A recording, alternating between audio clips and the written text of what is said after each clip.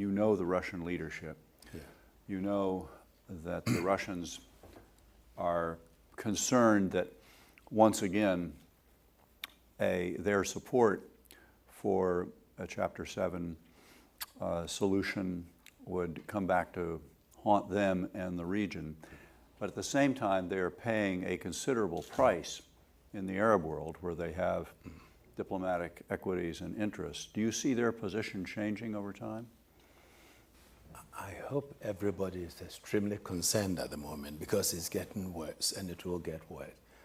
I did discuss this with the Russian leadership, including with Putin, including going to tete-a-tete with him and Lavrov to discuss this issue. And he shared with me their concerns. I had tried in Geneva to push for arms embargo and also at the meeting and the question of, raise the question of Chapter 7 with them. On that, they maintained that they were deceived in Libya, that they did not stop the Libyan operation. They abstained instead, hoping that we will go in and help the people, protect the people. But that resolution was transformed so quickly into regime change that what I'm referring to will be the slippery slope, and they will find themselves with a Libya-type situation. Secondly, he believes that what happens in Syria will have impact on Russia and its neighborhood, that they have their own Islamic problem.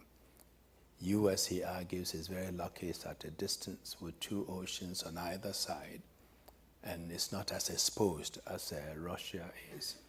And nobody has been able to tell him what happens when Assad leaves. They also believe that the West goes around saying Assad must leave, which pushes Assad to dig his heels in and then turn to the Russians to make it happen, and that it is not going to happen. I'm sharing the conversation I had with you, and that was not going to happen. And his key question is, what happens when Assad leaves?